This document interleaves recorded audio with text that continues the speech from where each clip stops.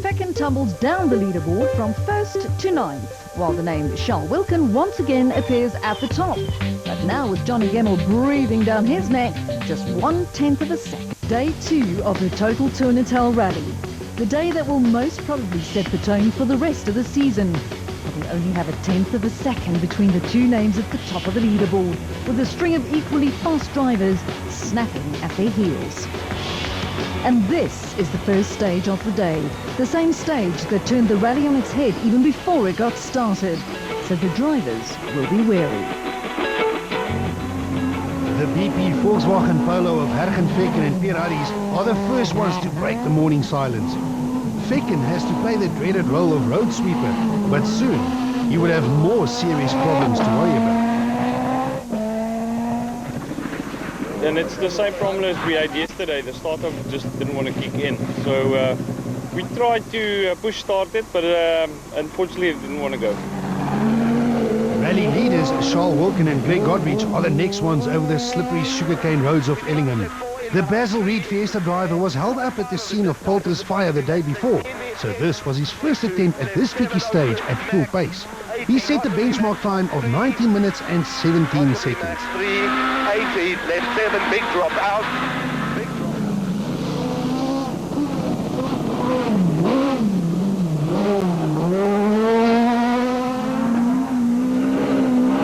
Fecken falling prey to the Total Tour Natal, the honour of the new BP Volkswagen Polo was now in the capable hands of Enzo Keane and Guy Hodgson. The Polo crossed the flying finish in a time of 19 minutes and 9 seconds, a full 8 seconds quicker than Wilkin.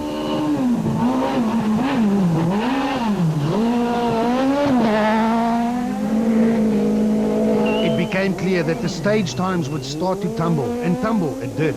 Johnny Gemmell and Caroline Swan blitzed through Ellingham in a time of 19 minutes and just 1 second.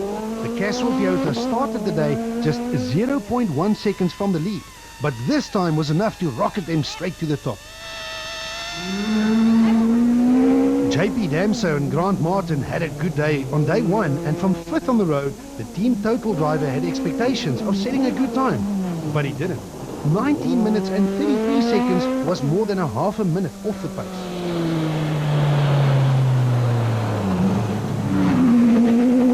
A clean racing line was starting to form as the roads were swept, something that John Williams and Cobus Frey clearly wanted to exploit. The Sassel Fiesta was driven hard as they set a brilliant time of 19 minutes and 3 seconds.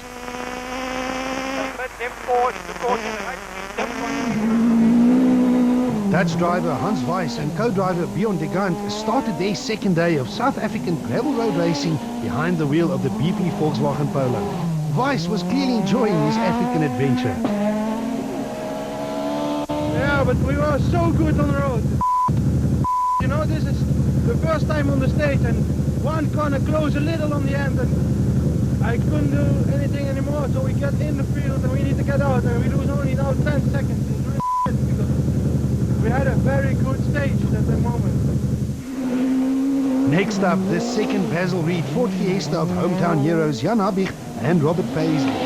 Habig was clearly not happy as he only managed a time of 19 minutes and 32 seconds, more than half a minute slower than the pace set by Gemmell. Mark Ronier and Robin Houghton started day 2 in an uncharacteristic 8th position on the overall leaderboard and a full 27 seconds behind the leaders. But the Sassel Ford Fiesta driver has proven that he has what it takes. And on the first stage of day 2, he made his move. Ronier was flying as split times indicated he was on course to shatter the fastest time. 18 minutes and 37 seconds as the flying finish flashed past. A full 24 seconds faster than Gemmell and nearly a minute quicker than the majority of the field.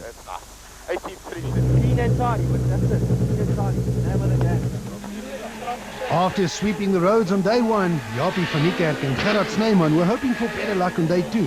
But it wasn't to be, as Ellingham claimed another victory. And this morning our woes continued, and we had no brakes on the first stage.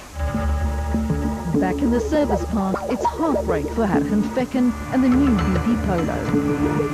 Unfortunately, that's the end of the rally for us. Fecken's retirement poses a new problem for the Basil Reed 14 of Charles Wilkin. The main problem starts now, the next few stages. Mergens out as well now, so we're going to be first on the road, and the next 4 stages are going to be really difficult. This is where the outcome of the 2012 Total Tour Natal will be decided. Stages 8, 9, 10 and 11 are within close proximity of Skopje, but together they account for more than a quarter of the rally's special stage distance. Young Namibian driver Bruno Dippenaar and navigator Morne de Tooy have been knocking on the door of the top 10 for the entire event. And on stage 8, the youngster finally managed to set the 10th fastest time. On stage 9, he went one better and with it moved up to 10th on the overall leaderboard. John Williams and Cobus Frey have run as high up as 3rd overall, but things were about to take a turn for the worse. The Sasol Ford Fiesta developed a differential problem, leaving Williams to do battle with only 2-wheel drive. He lost a massive 3 minutes in stage 8 alone, followed by another 2 minutes on the following stage, and plummeted down the leaderboard. No, when I to do that, the side shaft came off right at the start of the stage. So we were in 3rd place and staying in the middle of the road, no hassles all day, and something like that happens. Unfortunate, nothing we can do. Disappointing. After 2 nightmare stages, technicians could finally attend to the problem. The Sasol Fiesta was back up to speed, but Williams was down in a lonely 12th position overall and had it all to do over the remaining stages. Mohamed Musa and Andre Vermeulen had a less than perfect start to the Total Tour Natal, but the Tsenin businessman seemed to have ironed out all the little gremlins that were bugging him as he got up to speed on Saturday. By the end of stage 11, the Team Total driver was in a very credible 9th position overall, just 2 seconds behind his nearest rival. Musa's nearest rival was none other than the experienced Nicholas Ryan and Jeff Tyrer in the Grandmark Volkswagen Polo. Although he had the Team Total Toyota of Musa closing in on him, Ryan was still comfortably leading S2000 Challenge and 8th overall.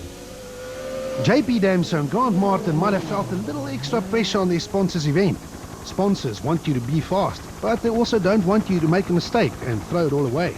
It's a very fine line, one that Damso knows and understands. He emerged from this series of tricky stages in 7th position overall. At the start of the event, no one really knew what to expect from Hans Weiss and Bjorn de Gant, least of all Weiss himself. The young Dutch driver is very highly rated in Europe, but his experience on gravel is still very limited.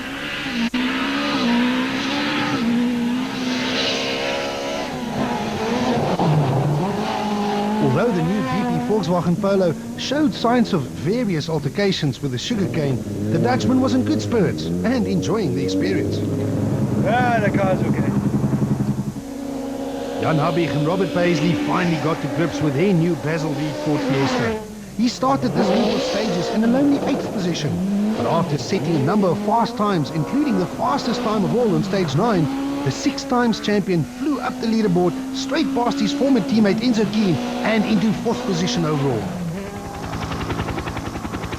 Less than 24 hours ago, Enzo Keen and Guy Hodgson were fighting for the overall lead of the Total Tour Natal. So much so that Keen could afford to throw precious seconds away at the end of day 1 to manipulate his road position for day 2. But on day 2, the plan slightly backfired for the former champion. The BP Volkswagen Polo slid down the order to 5th place overall. Charles Wilken and Greg Godrich were definitely not comfortable with sweeping the roads, which made it impossible for the Basil Reed Ford Fiesta driver to fight for the lead. Wilken's challenge was therefore not to fight with the 2 leaders in front of him, but rather to fend off Keen and his own teammate Jan Habig. But a problem near the end of stage 9 didn't help. A bigger problem, the power steering's gone, so the last 2-3 Ks was a bit tough. The Pretoria driver, however, kept his head down and kept the Fiesta on the road while slowly increasing his advantage over the chasing pack while maintaining his 3rd position overall. The Sasol Ford Fiesta of Mark Cormier and Robin Houghton started this crucial part of the event just 4 seconds off the lead. But if Cornier's performance on the stage before was anything to go by, it wouldn't take long for him to reel in the Castro Toyota Auris of Johnny Gemmell and Carolyn Swan. Gemmell knew that Cornier was coming and even from 3rd on the road went faster than anyone else on stage 8. Time of 10 minutes and 54 seconds was quick, but was it quick enough? And Mark Cronje made full use of his better road position and drove hard once more. He was 4 seconds adrift, but crosses the flying finish in a blistering time of 10 minutes and 46 seconds. Cronje is your new leader by a full 4 seconds. Gemel's pace over the next few stages was remarkable, considering that he was third on the road. But even so, there was nothing he could do about Cronje and the Flying Fiesta. Cronje's 4-second lead became an 8-second lead after stage 9. And although Gemel won stage 10, it was only by a single second. On the following stage, Cronje once again opened up the taps and increased his lead by another 9 full seconds. It was a crushing performance.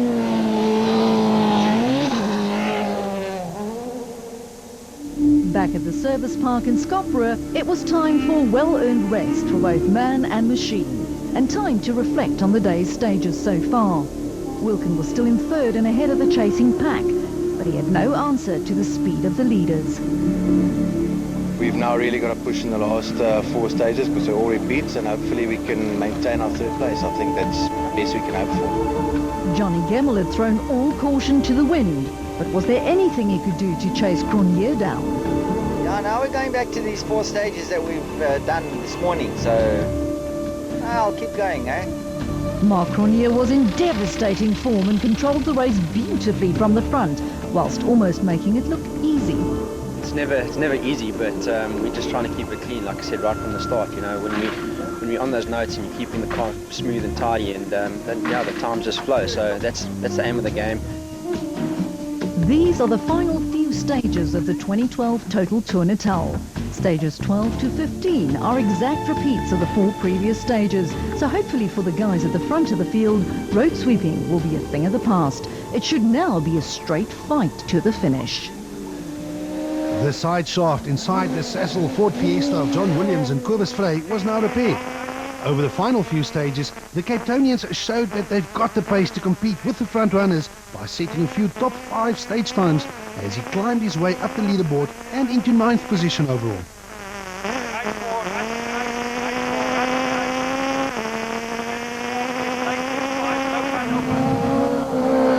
The team Total Toyota of Mohamed Musa and Andre Vermeulen also managed to climb up the leaderboard. It was the pairing's first outing together, something that bodes very well for the future. 8th overall for Musa. The Grand Mark VW Polo of Nicholas Ryan and Jeff Tyrer was fighting all day with the team Total Toyotas of Damso and Musa. And after stage 12, Ryan was still sandwiched between them in 8th position. We are ahead, but it's to stay there now. But on unlucky stage 13, it all went wrong. The tyres that we've had were finished already, and we've gone through the stages, and the stages are rough. We just went to the left 7, no grip at all. Couldn't control it, couldn't brake. Into the sugarcane, tried to reverse back down into fire brake, but hit a rock, or a rock stopped us, and just got out with what we could. Actually, everything's in the car still. With 2 rally cars totally destroyed in as many days, Team Total's JP Damso and Grant Martin were happy to survive the event. Damso was fighting for a top 5 earlier on, but found the going tough on day 2. A problem near the end of stage 13 didn't help much either. Something broken in the back, both sides. It's just floating both ways. Damso fought bravely in the afternoon stages in a bid to regain the lost time and ended the rally in a credible 7th place overall. The African Odyssey of Hans Weiss and Bjorn de Gaan continued all day long as they found their feet on South African soil. The BP Ultimate Polo took a severe hammering with bumpers falling off, flat tyres getting changed, but nothing could dampen the young Dutchman's spirits. Well, definitely 5K, so but the time was not so bad with that one, so we go for the next one. 6th position might have been a little off the pace, but it was still a good indication of the potential of both the driver and the new BP Volkswagen Polo. And we're pretty sure he can't wait to return to South Africa for the next event. Enzo Keane and Guy Hodgson were still stuck between a rock and a hard place. The former 2-times champion knows all too well that a championship isn't won on the first event, so running in 5th position wasn't too bad. But he would have loved to give his team a podium result on the new Polo's first outing. we've got a slight temperature problem, so you can see the lights are on every stage. But Charles driving well, we can't really catch him. It wasn't to be, as the former champion had to settle for fifth. But beware, the new Polo was fast out of the blocks, and with a little more time to test and develop it even further, it will soon be a formidable force to be reckoned with. And speaking of a formidable force, it took just over a day of rallying, but Jan Habig and Robert Paisley eventually managed to adapt to the new and left-hand drive Basil Reed Ford Fiesta. Habig was on a charge late in the event and had already moved up a number of positions. The question was, how far could he go? Fourth for now, but it's a bit difficult to judge the speed, right? So we'll see how it goes in the next stage. The answer was indeed fourth position, as the top three was just too far ahead and the stage kilometers were quickly running out. But the old master had made his intentions clear for the rest of the season and sent out a clear warning. At the top of the leaderboard, the matter of podium position still had to be decided. Cornier looked in control of the race, Gemmell had him in his sights, and Wilkins' road sweeping duties was a thing of the past. But would any of this change the leaderboard? For around 85 kilometers on day 2, the Basil Reed Ford Fiesta of Charles Wilkin and Greg Godrich had to sweep the road clear of all the marbles. But this final loop of stages has already been swept earlier in the day. Although still first on the road, Wilkin was much more comfortable the second time round. Oh, much better. I don't know how quick the guys are going behind me, but it felt good. We had a good start. It was, however, decision time. As the two front runners were too far ahead, Wilkin would have had to take huge risks in an effort to try and close the gap. It was simply not worth the risk, and it seemed like he was prepared to settle for third. Johnny Gemmell and Caroline Swan started this final loop of stages just 17 seconds off the lead. Rallying is an unpredictable sport, and knowing that anything could still happen, the Castrol Toyota Orders driver dug deep in an effort to close the gap. On stage 13, he managed to eke into Cronier's lead by a full 8 seconds. But would it be enough to catch the Flying Fiesta? I don't know what he's going to do in this one, but can't go much faster than that. Mark Cronier and Robin Houghton knew that the rough stage 13 had finningly closed the final obstacle. It's the type of stage where things can go horribly wrong in an instant. So although he lost a few seconds to the charging Gemmell, he was more than happy to emerge from the stage unscathed with his lead still intact. I'm happy. That was a comfortable pace. The car's clean. Cronier's lead was down to less than 10 seconds, but the Cecil Fiesta driver responded by setting the fastest times over the next two stages by 3 and 7 seconds respectively, to open up the gap to a comfortable 10 seconds with just one short spectator stage to go. In the S2000 Challenge class, Gugu Zulu and Carl Peskin overcame a number of obstacles to work their way back up on the leaderboard on day 2. The BP Polo driver lost loads of time on day 1, but recovered well on day 2 to finish his first ever rally behind the wheel of an S2000. More importantly, Zulu will bag the all-important points that come with second place in the S2000 Challenge class. Nicholas Ryan was on his way to claim the first ever S2000 Challenge victory until the fire that consumed his Polo put an end to his aspirations, which left the way clear for the Namibian duo of Wilro Dippenaar and Morne du Toit to claim the inaugural S2000 Challenge victory. Dippenaar is still young, but he's improving with every event and gets a top 10 finish overall to go with his victory in the Challenge class. Class Super 1600 is the training ground for future stars. It's also the place where many of today's top drivers learned the ropes of rallying. So, third in class was a very good result for class newcomers Murray Lloyd and Rolf Lehman in the MLC Computers Volkswagen Polo. Matthew Vasey Lyle is another youngster and rookie who made his national debut here in Natal. Together with the experience of Skalk van Geerden, the youngster drove a superb rally to claim second position behind the wheel of his Fragram Tools Toyota. The saying that you can't teach an old dog new tricks once again proved to be more than true, with Team Total's Craig Trott and Robbie Kutsia claiming yet another victory in this class. The youngsters will have to learn that to finish first, you must first finish, an art that Trott has perfected over the years. A convincing victory for Craig Trott and Robbie Kutsia in the Super 1600 class, ahead of Basie Lyle and Lloyd.